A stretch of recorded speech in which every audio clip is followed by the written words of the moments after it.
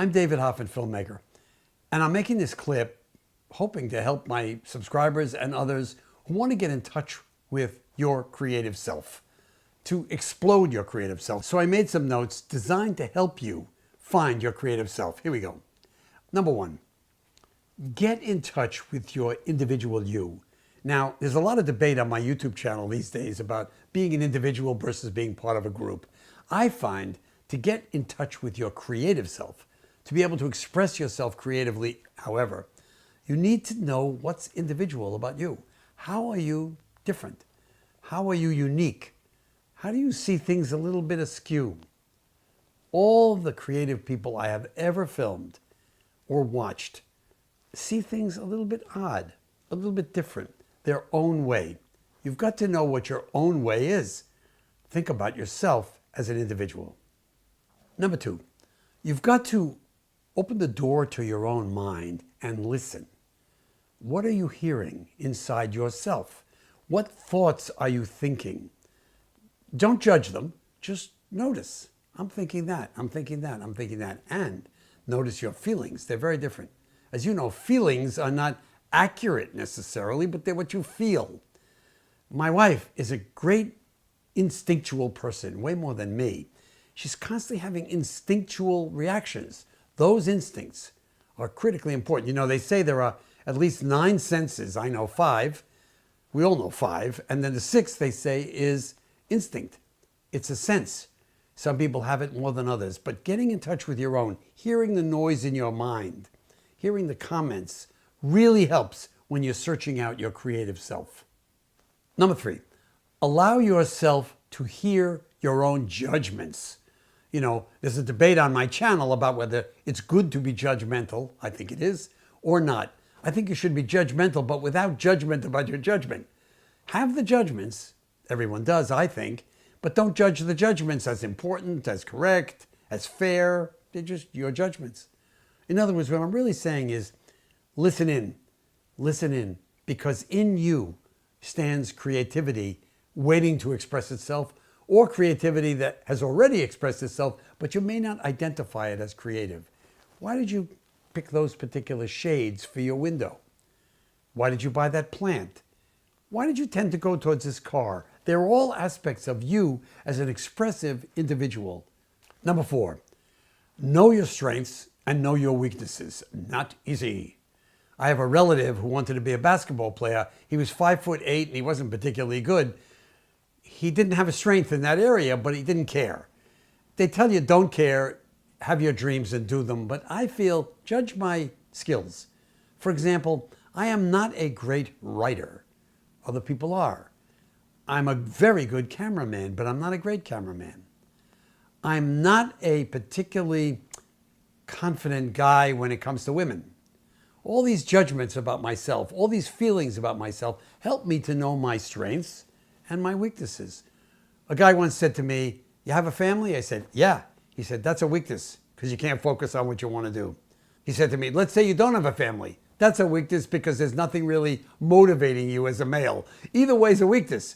Judge your strengths and your weaknesses to see where are you likely to succeed in your creative effort.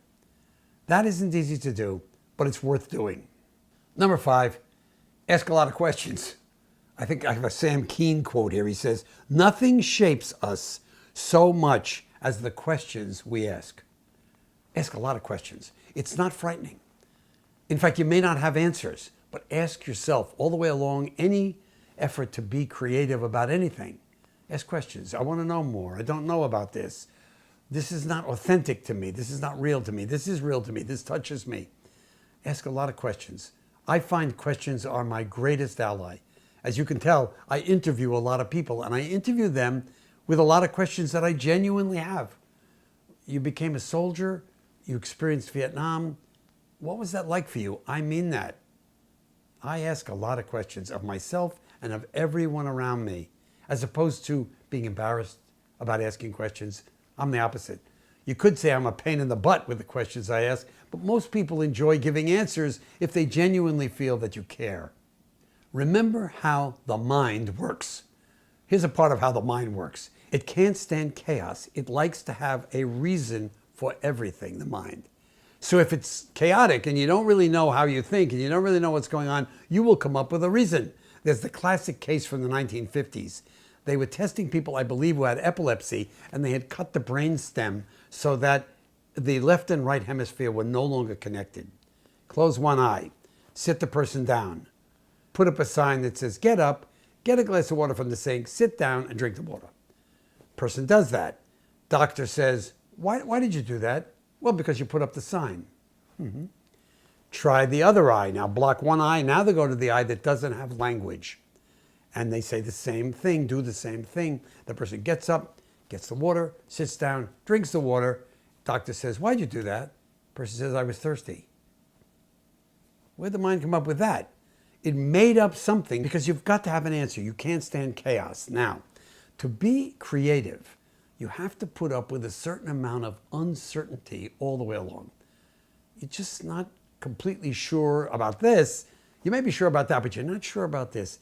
Having that uncertainty and sitting with it is one of the strengths of being a creative person. People who get anxious right away and need to find a solution right away are less likely to reach a place where they can really paint their own painting, tell their own story, make their own home, cook their own meal with unique creativity. That requires uncertainty and living with that uncertainty. At that particular task, I'm very good. I don't break because I don't know. Even in speaking to you right now, I don't know how good I am. I really don't. And I'm going to hear it from you, I'm sure. But I go forward with the belief that the only way to get through this thing is to have faith that I'm doing okay, maybe well, maybe great, with uncertainty. Okay, so you're about to begin whatever it is you're trying to do that would be called creative. And I define creative very broadly. Creative isn't a painting, a sculpture, a piece of a book, a movie. Creative is anything out there. You know that.